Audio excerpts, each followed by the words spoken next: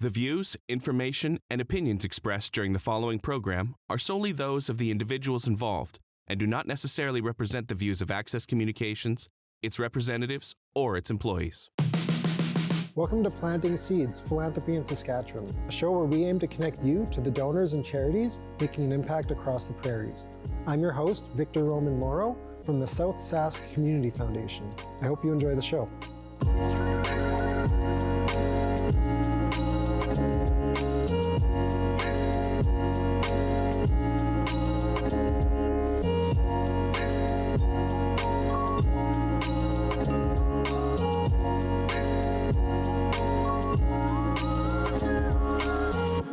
So I have Jeph Maystruck from StratLab joining us today. His official title is the Chief Interrupting Officer, not to be confused with anything else. And really the reason why I invited Jeph on the show today is StratLab is a business here, and we talk about nonprofits, we talk about donors, we talk about the funds that give back, but I think it's also really important to highlight the way businesses can not only give back, but also be actively involved in the nonprofit sector.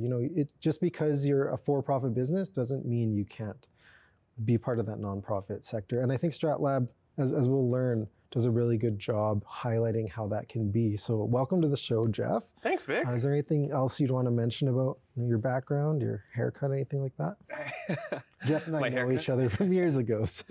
Yeah, what started out as a kind of a non-traditional marketing company kind of dovetailed into a digital media company now. And from websites to social media to ads.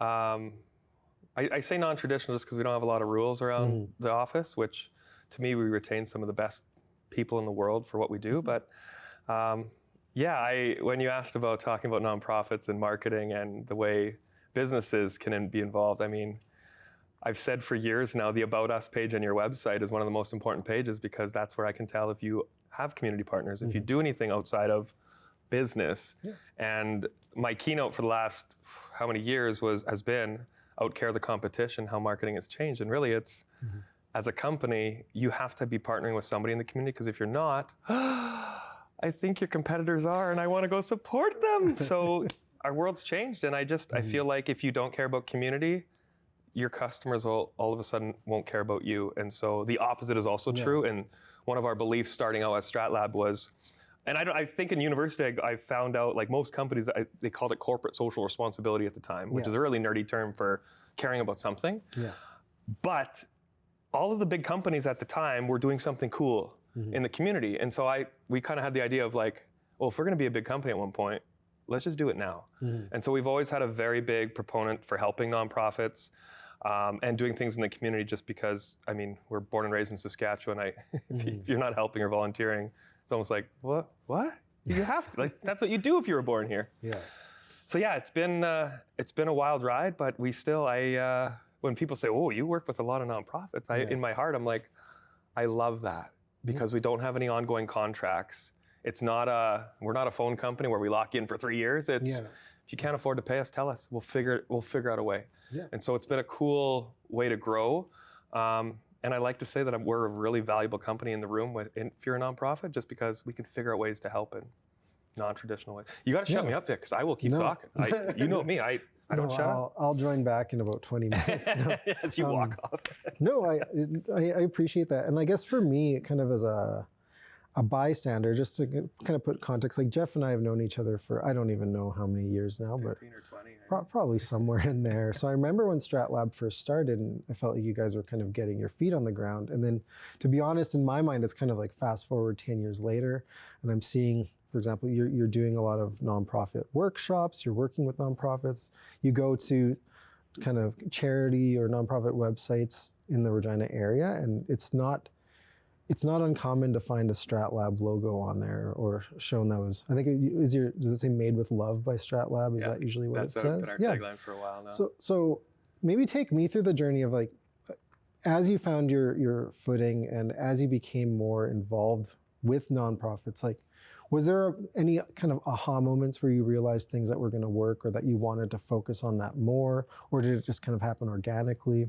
I think once we started getting our stride, like several years, for the first part of starting an online marketing company, oh, you have a heartbeat? We'll work with you. Cool. Yeah.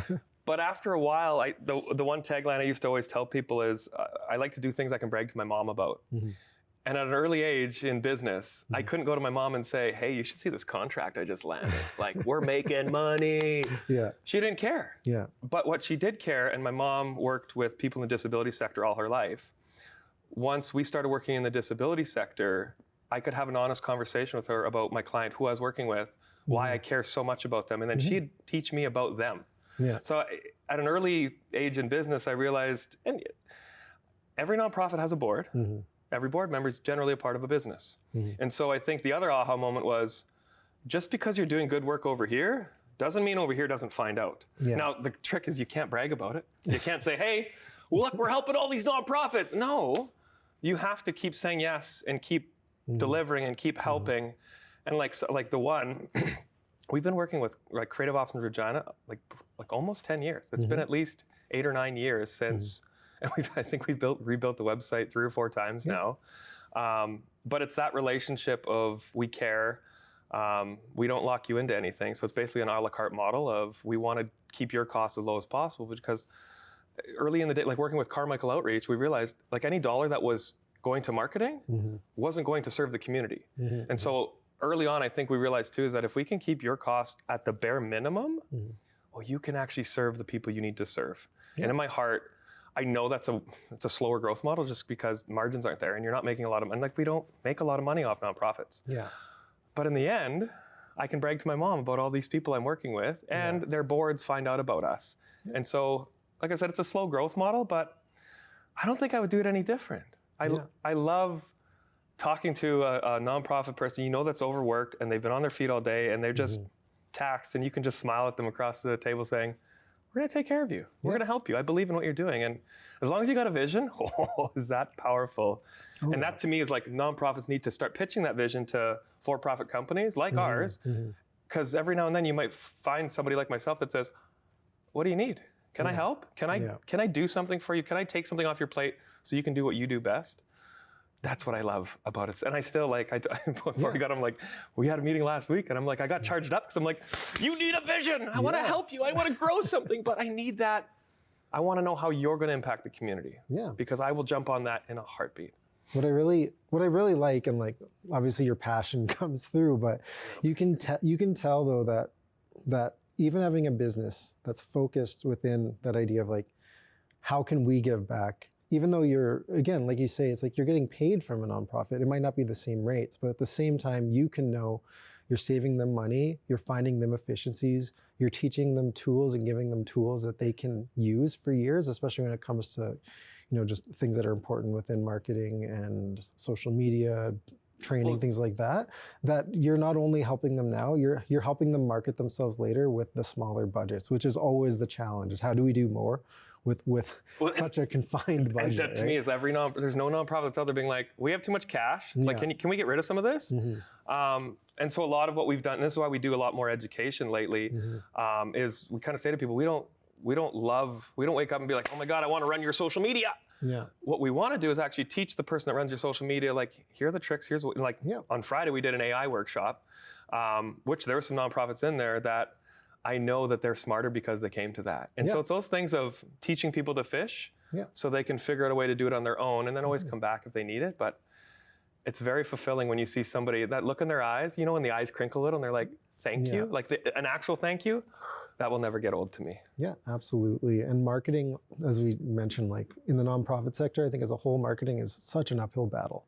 For one, because you're not marketing in the nonprofit sector, you're marketing in the world that includes the private sector that has way bigger budgets, and you're just this little blip that's never going to have, you're never going to have $1 million marketing campaign. It's just the reality of it. You're never going to compete with Tim Hortons. For a lot of reasons, right? So, but you still are competing with Tim Hortons. You know what I mean? Like the reality is that you're still fighting for that same airspace. For sure. So I think, you know, giving people those kind of tips and tricks to make some noise within that airspace is really, really important. It's interesting, like comparing to like a Tim Hortons or like a big marketer. there's one thing that nonprofits have that they don't, though, and that's the emotional story. Yes. And that's what we always try to push nonprofits of whoever you're affecting or whatever you're doing. And this is what I think has changed because in the last 10 years, like 10 years ago, think about how easy it was to open up your phone, your Motorola Razr. The video wouldn't have been good. You had to hire somebody. Yeah. Nowadays, the phone in your pocket can shoot in 4K. Yes. Or take a professional photo with a little bit of editing. All of a sudden, you're on the same playing level. Yeah. Now, to me, it's a big secret in the marketing world of like, it doesn't cost a lot to do high quality stuff now. Now, I don't think it'll be as polished if you hire out a major company, but you can start telling your story and getting that one called the journalist internally to start telling what you're doing and how you're affecting. Because on the grand scheme of things, you could measure like mind share of people or how many people are sharing what you're doing, how many people are engaging what you're doing. And yeah, you're not comparing maybe to Tim Hortons, but you could compare to me to the bigger charities to see.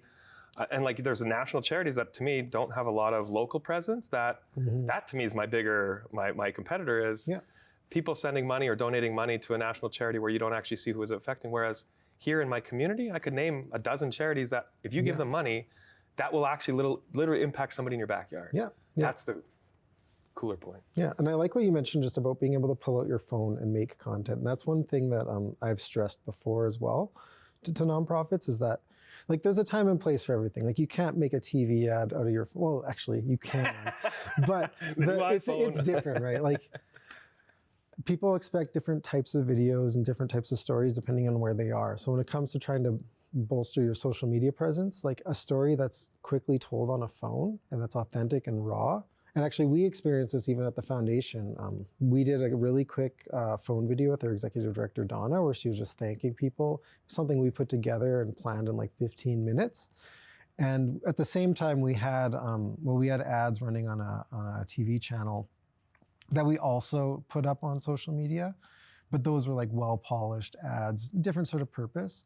And that like phone video outperformed the ad, like the professional ad, just like wildly on social media because people were there to see a real person talking to them. And when you just pull out your phone and you start talking to it, that's that real person talking to them. You're getting rid of as many barriers as possible. So I think from the nonprofit sector, it's like trying to figure out within that limited capacity, having someone comfortable on your team to be able to whip out that phone and capture that story and share it broadly and not think too hard about it can actually go a long way and last a long time. I'm just thinking like for Big Idea Camp, our summer camp for high school students, like we purposely don't create polished content for it because we don't want people to think, oh, that seems a little too expensive or it's too nice. And I've seen this happen lots before. You kind of ask yourself, well, what are they spending their marketing dollars on? Yes. And like my bad example is we had a charity, a nonprofit send me a donation request before Christmas in the mail. Yeah. Vic, I'm telling you, they sent me an envelope saying, you should donate to us, here's why. And I just had this moment of, oh my God, I know how much direct mail costs. Yeah. Don't do that, are you kidding me? And I sit back and think, man, the amount of stories, for that same cost, the amount of stories you could have told, just to try to touch one of my heartstrings to say, oh, that's cool. Now you have my attention. But just a blatant ask, and that wasn't the only one, so I don't want to pick on one. There's several that do this. Yeah. And I just kind of sit back and shake my head saying, because you know what the excuse is? Well, it works. We get at least a couple, so we have to keep doing it. And I sit back and say, yeah, but how many people are you losing? How many people are you alienating because you're doing traditional marketing to an audience that just doesn't care anymore? And if anything is offended by, that's not how you communicate with me anymore. Yeah. That's my one bad example of traditional alienating a new audience that doesn't want to see that. We want to see impact. We want to see what you're doing on TikTok. We want that video from your executive director off the cuff because it's hard to fake that. It's hard to polish that up and edit it to the perfect script. And so a part of me like, make mistakes. Own that. Show people that you're a human. It doesn't have to be this perfect. You don't have to have a set like this. I love the set, by the way. Well, absolutely. Yeah, just authenticity, I think. And it really is, I mean, anybody can be authentic, but it's different when you're a nonprofit because you're there to be authentic and you're there to care about your community, no matter who you're serving someone. So no matter who it is that you're serving or helping, there's always a story there. I like, because for a whole year, I think we were preaching to be like people, be authentic. You have to be yourself. And then Seth Godin had a really cool blog post, but he's like, consistency before authenticity. And I was like, what? And so I basically had to like read this because I disagreed with him. Yeah. And his perception of that was, if you're authentic and you say, oh, I don't want to go to work today, or if your nonprofit says, no, I don't want to do anything this year, you can't argue that, because technically that's being authentic. But that's not being consistent. And so what I would love, and I'd use like creative options as an example, whatever you are to your core, keep doing that ongoing. And so they're weird, and weird in a good way. Like when you first start working there, they'll give you socks and like an onboarding package with a backpack, like weird things that you can't just go, well, that's odd. Who gives socks? Branded socks that are bright and colorful. Little things like, and to me, I think it always goes back to try to create word of mouth, which in this new world is you're creating online content. Because if you're telling somebody offline, it's going to end up online somewhere. And so instead of the, hey, look at us, we're Creative Options Regina, and this was 6 years ago now, they were like, we need something to show what we're doing, but it needs to be a part of our values. We literally 2 weeks ago finished another round of 100 Acts of Kindness. And this was Ben's idea back in the day of how do we show people what CORE is like? Well, it's actually awarding people in the community. And so it's bus drivers, it's teachers, and now the community basically nominates people, and then we show up with a prize package with a local legends t-shirt or a cup. But for them, it's their major, call it an ad campaign, but it's not an ad. It's calling out people in the community for being awesome. And I was in a classroom the other day, 4 students telling the teacher exactly how they felt about that teacher. And to me, I'm like, this is life. This is one of the coolest things I've ever experienced. Everyone was crying in the room in a good way, but it's take your values as a nonprofit and tell the world that. And better yet, show the world that doing something. I think that's hard, but I feel like most people they'll jump to a company like ours and say, well, Jeph, can't you just do it for us? I'll sit back and be like, no, it has to be together, or at least something that changes somebody's mind on what could be, or something different other than, hey, look at us, we need money, donate here. Because that's getting old. Oh yeah, absolutely. Well, even this kind of takes it back to my old life at Big Brothers Big Sisters, but even just a note of that, because we used to put on a fundraiser. They used to put on a fundraiser. I guess this is the year that I helped with it. But was it the breakfast? It was the business dinner. But oh, cool. There's a lot of the same spirit, I think, in the storytelling. And the business dinner was like, you had your big keynote speaker. It was kind of like business mentoring, a focus like that. But one of the speakers is always like a parent of a kid who has a mentor.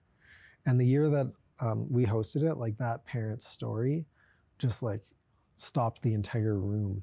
And I personally talked to someone that like opened up their wallet and just started throwing thousands of dollars, wanted to volunteer, was like, I need to be involved in this. And it's that authentic story. It's that feeling it's the feeling that sparked from like seeing the impact that was actually made, that actually made that difference. And it was an unscripted just talk from a parent who cared, who was nervous on stage, who was imperfect. But like you could see that joy, you could see like the difference that this had made in their lives. So I think that is kind of what you're saying as far as that to me is the new marketing is. And what has changed, I think, 10 years ago, that person, I would venture a guess, would not be willing to get on stage to talk, nor would that person be willing to get in front of a camera. But this was actually a couple years ago now. I was working with this lady who worked through the government all her life, and she was at retirement age. You could feel like she didn't want to, own her own YouTube channel or be on camera for anything. And I just remember at one point, she was getting a reno from a company in town that always shoots video with the people they renovate their house with.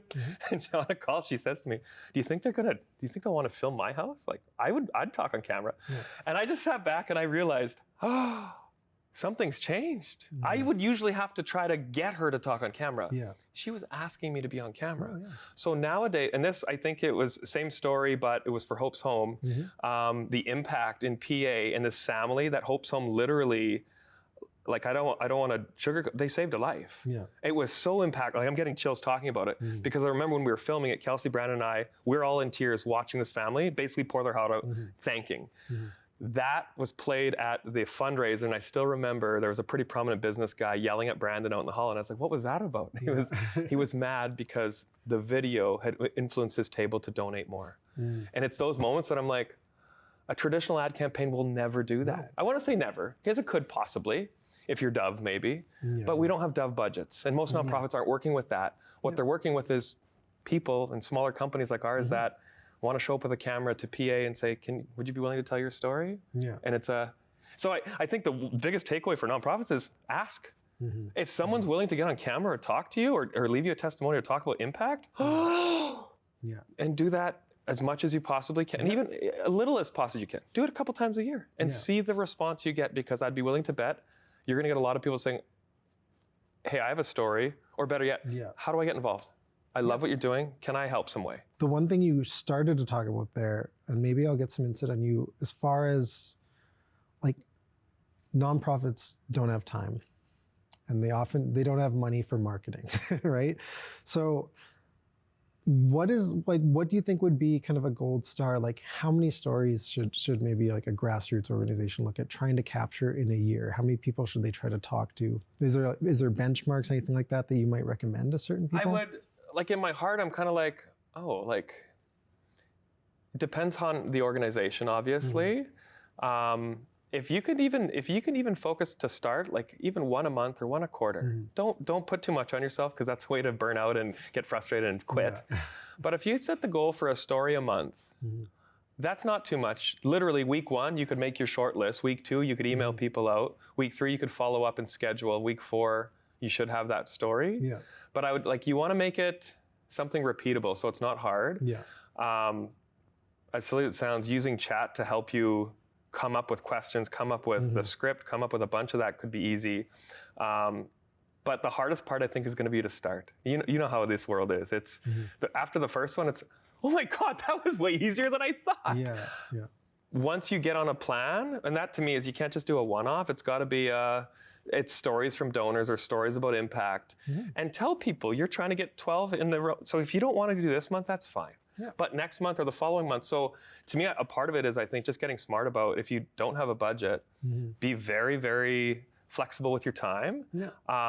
And don't be afraid to have that stretch goal of, well, what if the 12 people you email all say yes? Yeah. Now you have a great problem on your hands. But I think that I love that, like, nonprofits don't have time. And somebody reminded me recently, there's the TED Talk from the ER nurse saying, if you say you're too busy, you're lying. You're just bad at triage. Think about the ER nurse that says, well, I'm not too busy because they're dealing with this priority one over your priority. You're not too busy. You don't prioritize. And to me, I lecture my staff on this all the time, because if somebody says they're too busy, I need to take a step back and have a one-on-one to figure out what happened. Yeah. Now, usually it's because there's an event or something on, so that's fine. Yeah. But in your day-to-day, if you're too busy, that's a hard stop. Let's analyze. And for me, the other question is, well, what are you doing that you need to stop? Because there's a lot of things that we have done that will be like the podcast back in the day. Yeah. If it wasn't providing value and it's taking too much time, cut it. It's the Clayton Christensen, don't come up with your New Year's resolution, come up with a New Year's quitting list. Yeah. It's easy to say, oh, I'm going to sign up for this, I'm going to sign up for this, I'm going to take that class on Coursera and do. Yeah. When do you stop and say, what don't we need to do anymore? Yeah. When do organizations and marketing departments do that? Because there's legacy things that we're doing because it's a part of a job that actually isn't valuable at all. And so analyzing that at least once a year to say, well, what are you doing and what's a waste of time right now? What could we, because I don't know about you, but things are getting faster. Yeah. I'm in my old age, I'm getting way more opinion, and I'm like, no, this is what we used to do. Yeah. And I got to check myself to ask my team, okay, what should we be doing? But even at our work, at our foundation, for example, when I started, there was no communications department, and then I was the communications department. We've grown a little bit since then, but we did a newsletter, and we still do it, but we did it at a certain frequency. And then this year, it was kind of like that, where we stopped and we looked at what we wanted to do, and we kind of came to a realization. It's like, well, the reason why we did this newsletter is because that is how we reached people. Now we reach people in so many ways that we need to rethink this and look at it and look at its purpose and restructure what the purpose is for it and come at it from a different angle. And I think that is a bit of in the spirit of what you're saying. Is like, don't just do it because you always did it. It's like, look at what you're doing and see where it fits in, or if it fits in. The other one is because everything we do online is measurable now. And so even that newsletter, you could probably look at open rates, click-through rates. Yeah. Yeah. My favorite example, when we rebuilt the YMCA website, we looked at their analytics, and there's one page that was like, it was way more traffic than the others. Swimming lessons. Yeah. And it was 3 clicks away from the homepage. And so I still remember in John Bailey's office, It was with Post-it notes. I literally wrote the traffic numbers from the past year, and we redid their homepage based on traffic, not design, as to where people would be clicking. And we got a unanimous yes from the board, just because it was all data. And so nowadays, I feel like a lot of nonprofits don't know that they can measure everything on their website, everything on social media, newsletters, as long as it's digital, they can measure all of that. Even offline, throw a QR code on things, it's free, you can measure that. All of a sudden, when you use data, I love it just because generally I'm the young person in the room trying to tell people, oh, well, you should be doing this. When you add numbers behind it and say, well, this is what the data shows, it's hard to argue against that. And so I tell our team a lot, don't worry about opinion. Don't worry about, well, I like this one. Use data, because you can't argue against that. And I feel like that revolution hasn't completely happened yet. But getting used to Google Analytics and understanding your insights on Instagram and Facebook, that's going to make you so many better decision making, other than, well, what did the boss say? What do they want? No, look at the data. Perfect. Well, thanks a lot for those insights today. We got to wrap things up right away, but this was an awesome chat. Thank you. And I'm really appreciative that you were able to kind of give this advice. I think it's really helpful for viewers to get a bit of an insight into, marketing and communications within nonprofits. I appreciate being here. This was a lot of fun. Awesome. Thanks a lot, Jeph. Thanks for tuning in today. If you'd like to learn how you can make an impact in your community, visit us online at sscf.ca or find us online through social media on Facebook, LinkedIn, Instagram, or YouTube.